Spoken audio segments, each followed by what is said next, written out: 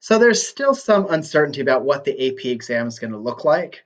But one thing that they have had on AP exams, every AP exam except for last year's, have been questions about experimental design. So we do need to plan for that and we need to think about that.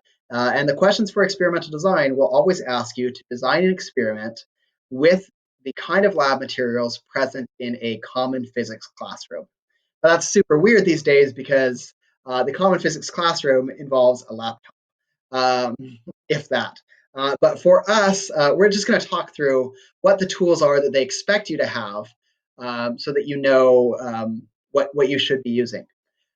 So the first tool that basically always exists in a classroom is going to be a meter stick. Um, Meter sticks obviously measure things. We want to measure things in meters ideally.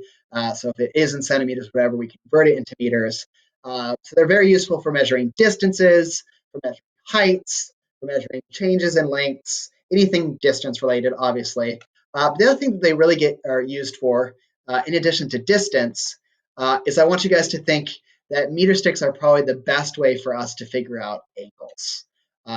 So we can usually figure out the angles if we know two side lengths. Then we can use an arc sine or arc cosine or arc tangent in order to figure out what the angle is. So that's the two big roles that meter sticks are going to play for us: distance and angle. So if you know you're going to be measuring some kind of distance, and you almost always are, meter stick's going to be our go-to. The next thing, and again, this is kind of a no-brainer, is some kind of a stopwatch. We're going to use stopwatches to measure time, or if you're from that video that we just watched, or that you watched earlier this week on frequency, you could figure out the frequency using a stopwatch by just doing 1 over the period of whatever's happening. So that's what we use stopwatches for. I didn't give you guys stopwatches in your physics kits because you guys all have cell phones. And cell phones work great as stopwatches. Actually, they're even kind of better than stopwatches because you could actually film something in slow motion and then like use the timestamps at the different moments to get probably more precise than you could with just a stopwatch. So either way, though, stopwatches are really useful for figuring out our time in seconds, and again, always convert it into seconds. The next thing that's available in most classrooms and that you guys should be aware of is something called a spring scale or a force gauge. Or a Newton scale. It has a couple different names, I guess. But basically, the idea of it is I've got kind of like a interior view of it, and what it really has is it has a spring that's been carefully calibrated, like a specific spring that's the same in every spring scale of similar types. And so we know that if we pull it this hard, we can just put on the outside, this is how far it goes for 100 newtons. This is how far it goes for 200 newtons. This is how far it goes for 300 newtons, or for 1 newton, 2 newtons, 3 newtons. It's just calibrated to tell us exactly what the applied force is. So you can always use that to measure the force that's applied. That's measuring in newtons. And the best use for a spring scale for you guys is to try and set things up that are either in equilibrium, meaning that they're not moving at all, they're at rest, or set things up that are at a constant velocity. Because again, that would put them at equilibrium, which means that the force applied would always be equal to the opposing force. So that's very convenient if you're trying to figure out friction, because you just pull on it until the moment that it starts to slip, and then you just back off a little bit and try again. And you say, okay, I'm pulling, I'm pulling, I'm pulling. Okay, at exactly 35 newtons, it started to move. That must be the maximum force of static friction. Or if you're dragging it across a table at a constant speed and you see that it says 30 newtons, you're like, okay, well, I'm pulling it this way 30 newtons. Friction must be 30 newtons in the opposite direction, and that's why it's moving at a constant velocity. So spring scales are really useful for figuring out the force applied. And then you can also hang them vertically, and then you could just hang something off of it. And if it says 30 newtons, then you know that the force of gravity is 30 newtons, and you can figure out what the mass is. So very, very useful. Last thing that we might use is we might use a platform scale. Platform scales are honestly, in my opinion, the least useful because anything that a spring scale can do, anything that a platform scale could do, namely measuring the weight, the spring scale does just as well. But if you're ever just trying to figure out the mass of an object, really, even though a platform scale is really measuring in units of newtons, they divide it by g and give you the value in units of mass, sorry, in kilograms. So if you want to know the mass, you use a platform scale.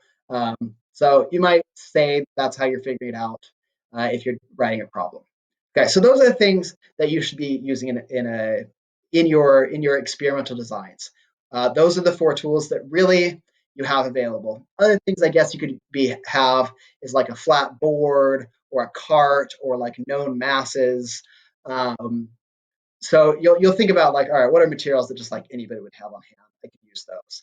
But these are the measuring devices that we'll be using. These red ones are ones that they talk about in physics questions, but they don't assume that every classroom has. So don't use these 2 red ones in your experimental design, but I do want to talk about them so that you know what they are if they come up. So the first one are photo gates. And the way that a photo gate works is that they usually have some kind of light emitter on one side. So they have the emitter on one side, and they have some kind of detector on the other side.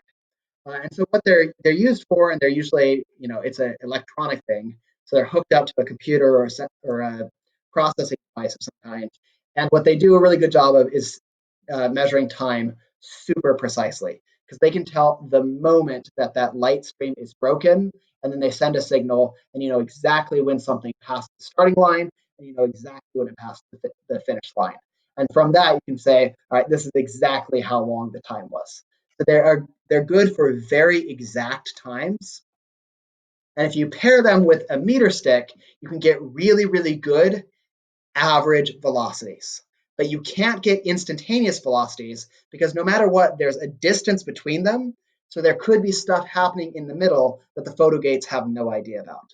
So they're great for figuring out average velocities very, very precisely.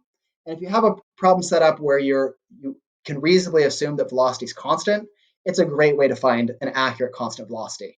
But they can only figure out averages, not instantaneous stuff. Ultimately, though, they're just better versions of stopwatches or stopwatch meter stick combinations. So they don't add a ton to experiments. We have some at our school. I've never used them for a lab ever because the level of precision isn't really what the class is about. It's kind of figuring out how do you measure and why do you measure and those kind of things, which photo gates don't really do. Well, I don't know why I shared all that. That wasn't really stuff you guys care about. That was more like teaching philosophy. I'm still talking. Moving on. So that was photo gates. Last piece that I want to talk about are motion detectors. So these are actually pretty cool. Motion detectors work with different ways, but the ones that I know that we have at our school are sonic motion detectors. So they send out little clicking sounds, and if we were in the school, I'd show them to you. It's a very I can hear them around corners now when other teachers are using them. I'm like, oh, there goes the motion detectors. It's a very specific clicking sound that they make, and basically that sound goes out, bounces off of something, and comes back, and it just registers hearing the sound that it put out. And then there's some processing that happens inside the computer and blah, blah, blah. But what it gives us is it gives us a very precise way to measure distance and time at a more or less instantaneous rate. Because like every click that it's making, and it does it super fast, is getting new data constantly. So it's a great way to measure position, and time simultaneously. And often it's easy to set up position versus time or velocity versus time graphs using the software that comes with these motion detectors. So in the questions that you'll see, they'll almost always say we're using a motion detector to figure out this stuff. So you almost don't even need to know what a motion detector is because they'll just give you the graph. And that's all you really care about anyways. There are some limitations with it, probably not going to come up on the exam, but motion detectors are only sampling it so fast. So as we start getting towards acceleration, it's less precise because we didn't get a perfectly instantaneous velocity. We just got very close time periods that are probably pretty close to perfect. But as we get further and further out into the acceleration, there starts getting noise that makes the graphs in real life harder to read, but you'll probably get ideal graphs that are just perfect. So those are the important tools of the trade that you'll be using for your experimental design questions, or that might come up on different free response, multiple choice questions and such things. There's electrical ones that we'll talk about when we get to our electricity unit, But this pretty much sums up everything you guys need to know about physics tools of the trade. And if there is another tool that I left off, I'm sorry, and I will definitely make sure that I mention it in some other video or during class.